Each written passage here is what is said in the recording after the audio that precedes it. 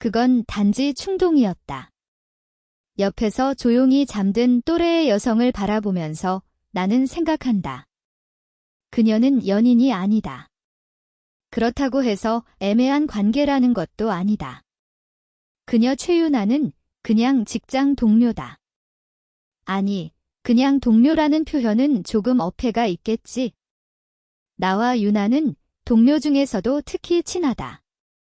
서로 가장 신뢰하는 사이랄까, 마음을 터놓을 수 있는 상대랄까? 아마 우리의 관계는 이미 친구라는 범주를 넘어서고 있다. 하지만 연인은 아니다. 흔히 말하는 친구 이상 연인 미만이라는 느낌이다. 나는 그런 유나와 어젯밤 같이 호텔에 묵게 되었다. 그것도 같은 방에서. 핑계대는 건 남자답지 않으니 이참에 분명히 말하겠다. 호텔에 묵었다. 그날 밤 그녀와 옆 침대에서 보냈다. 그 자리의 분위기에 휩쓸려 하룻밤을 함께한 것을 지금 새벽이 밝았을 때 나는 후회하고 있다. 나는 어젯밤 일을 떠올린다. 나도 유나도 어제는 직장 회식에 참석했다. 오랜만에 회식이라 흥이 나서 두 사람 다 제법 취해 있었다. 특히 유나에 관해서는 누군가의 도움 없이는 걷기조차 힘들 정도였다. 우리는 동료들보다 약간 뒤에서 나란히 천천히 걷고 있었다. 얘야, 유나. 괜찮아. 응, 괜찮아. 분명 괜찮지 않은 대답을 하면서 유나는 스마트폰으로 시간을 확인한다. 그리고 닷 하고 소리를 냈다. 막차가 없어졌어. 전철이 없으면 집에 돌아갈 수 없다. 부르는 계속되고 어느새 우리는 동료들에게 뒤처지고 말았다. 이제 어떻게 해야 할까? 우리는 서서 생각한다. 둘만의 밤길. 주변에 있는 것은 한 채의 러브 호텔.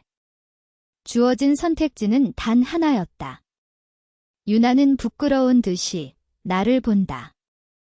얼굴이 붉어진 것처럼 보이는 건 과연 술에 취해서일까? 현우 군이랑이라면 묵어도 좋아.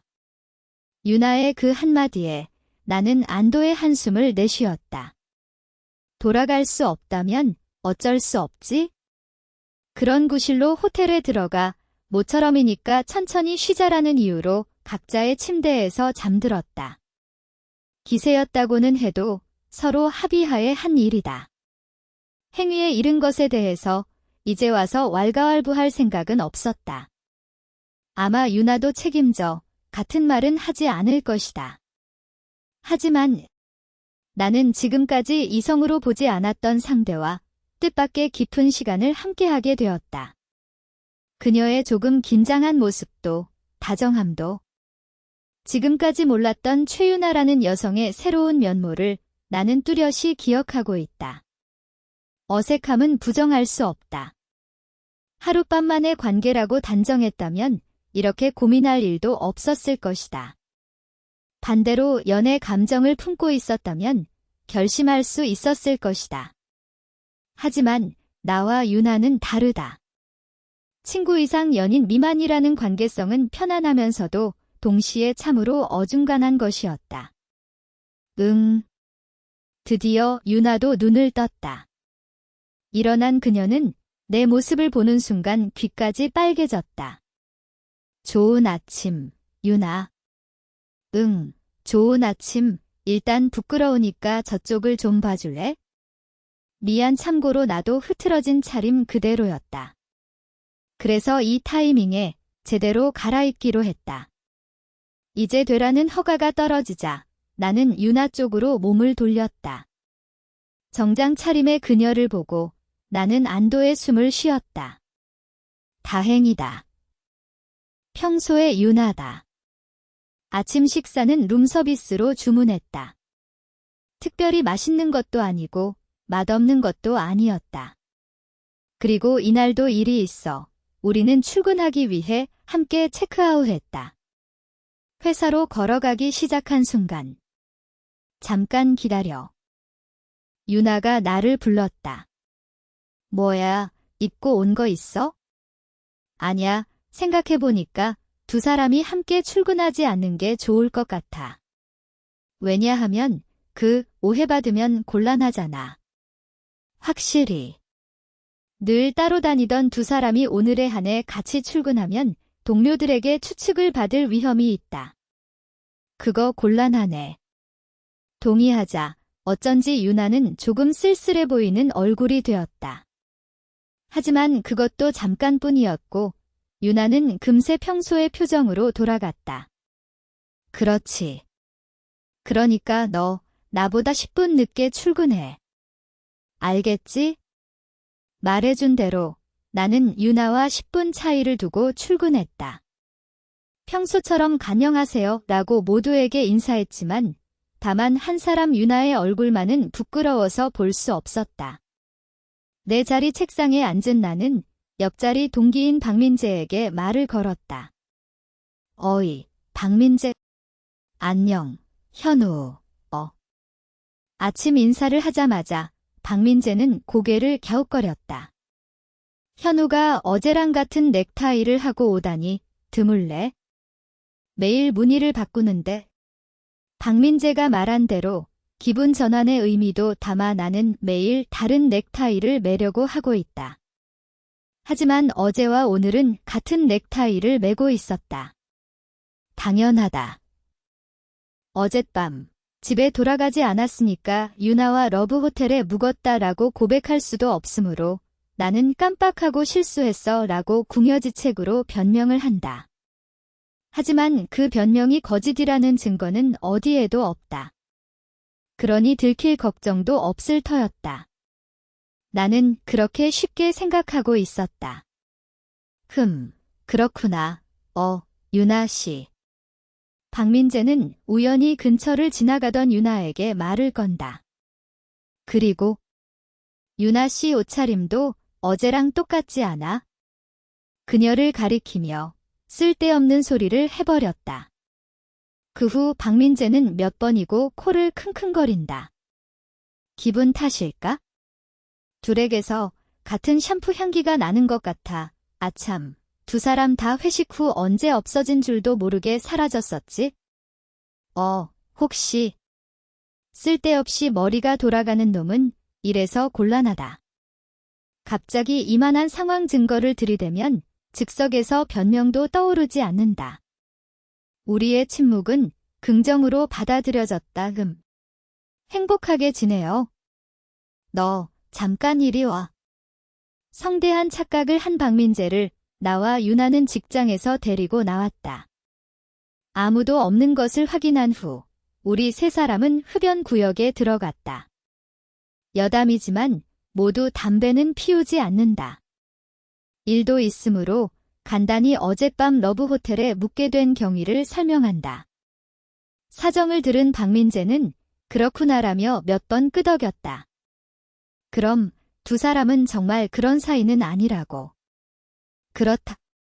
어제는 어쩌다 그런 일로 잠들기만 한 거냐고? 그렇다. 그 결과로 매우 어색해진 거냐고? 그렇다. 우리는 무의식 중에 서로의 눈을 마주치고 그리고 순간적으로 얼굴을 돌렸다. 어색하다. 마치 첫사랑 한창인 중학생처럼 반응하는 우리를 보고 박민재는 웃음을 터뜨렸다. 두 사람 무슨 얼굴을 하고 있는 거야? 나쁘냐? 그보다 우리가 그렇게 쉽게 티나는 거냐? 출근한 지 불과 몇 분 만에 박민재에게 들킨 것을 고려하면 앞으로 다른 동료들에게 숨길 자신이 없어졌다. 어떨까? 이상하게 서먹해지지 않고 평소처럼 지내면 먼저 눈치채지 못할 거야. 다만 머리 스타일은 고치는 게 좋을 것 같아. 머리 스타일. 진짜야. 나는 내 머리를 확인한다. 머리 스타일 같은 건 어디에도 없다. 즉, 박민재에게 놀림을 당한 것이다.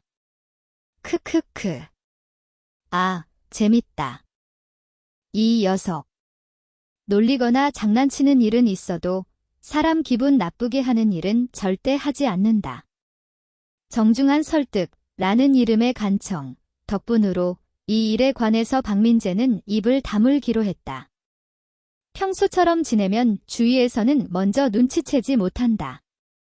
그런 박민재의 조언을 받으며 나와 유나는 평소처럼 대화를 나누려고 마음먹었다. 그러나 유나. 이 서류에 대해 말인데 뭘 모르는 거야, 현우 군. 서먹서먹한 분위기가 도무지 없애지지 않았다. 평소처럼 있어야 한다. 그런 건 머리로는 알고 있다. 하지만 유나가 말할 때마다 어젯밤 그녀의 모습이 머릿속에 플래시백되어 제대로 말을 할 수 없게 된다. 설령 오늘 하루 동료들에게 들키지 않고 넘어간다 해도 내일은? 모레는? 우리가 서먹서먹한 상태로 있다면 그리 멀지 않은 시일 내에 눈치채일 수도 있다. 게다가 나와 유나는 서로 잘 맞는 사이다. 이 서먹함 때문에 소원해지는 일은 피하고 싶다. 그를 위해서도 지금 이 상태로는 있을 수 없다. 한번 두 사람의 관계를 재고하고 어젯밤의 일에 대해 정리해야 한다. 있잖아, 내가 말을 건네자 유나는 여전히 깜짝 놀랐다. 나는 개의치 않고 말을 이어갔다. 오늘 밤 시간 있어? 오늘 밤 시간은 있는데. 그럼 조금 같이 있어줘. 어제랑 같은 옷인데 그래도 괜찮다면? 왜 옷 얘기가 나오는 걸까? 몹시 의문이지만 어쨌든 내 초대를 받아주는 것 같다. 낮 시간은 순식간에 지나가고 정신 차리니 종료종이 울렸다. 정시가 지나 오늘 할 일을 끝낸 나는 유나를 이자카야로 데려왔다. 이자카야에 들어선 유나는 멍하니 입을 벌렸다. 설마 또 이상한 곳으로 데려가는 줄 알았어. 말도 안 되지? 참, 오늘 밤은 내가 쏘는 거야. 정말. 잘 먹겠습니다. 기세에 맡겨 러브호텔에 간 탓에 이런 상황이 되어버렸다. 같은 실수를 반복하지 않으리라. 우리는 일단 생맥주와 간단한 안주를 주문했다. 그런데 왜 나를 불러준 거야? 나랑 단둘이 마시고 싶었어? 그것도 이유 중 하나지만. 오늘 부른 이유는 어젯밤의 사과야.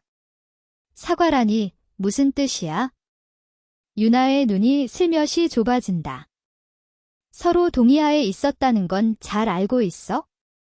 그래서 이 사과가 자기 만족이라는 것도 알고 있어?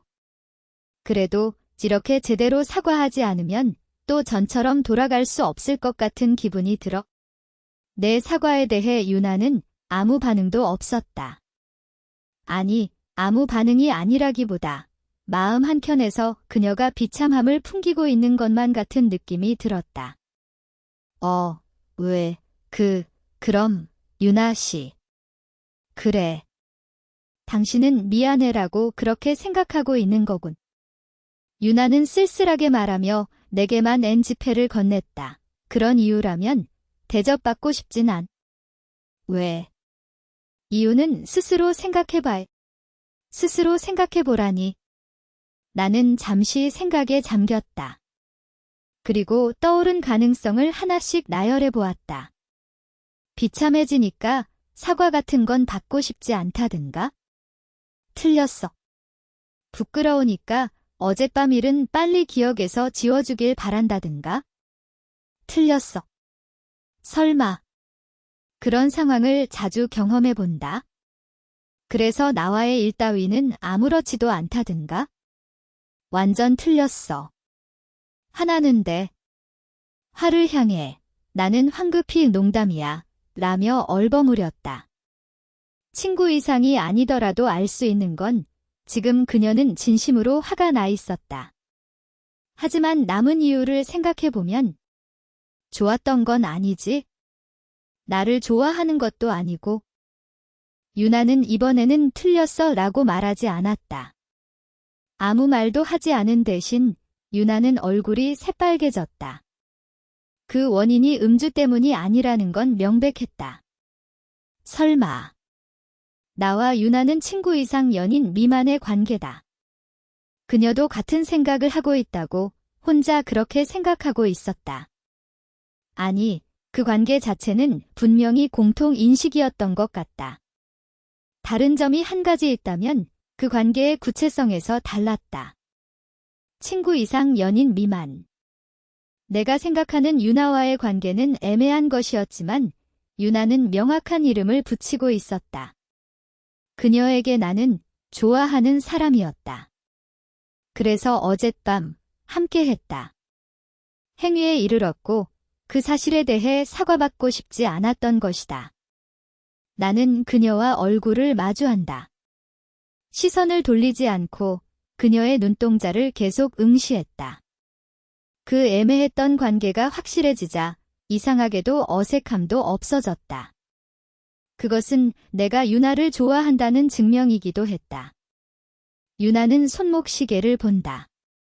그리고 조용히 중얼거렸다. 조금만 더 함께 있고 싶어. 나는 그 말에 조용히 끄덕였다. 보아하니 오늘 밤은 조금 더 이대로 이야기를 나누고 싶은 모양이다.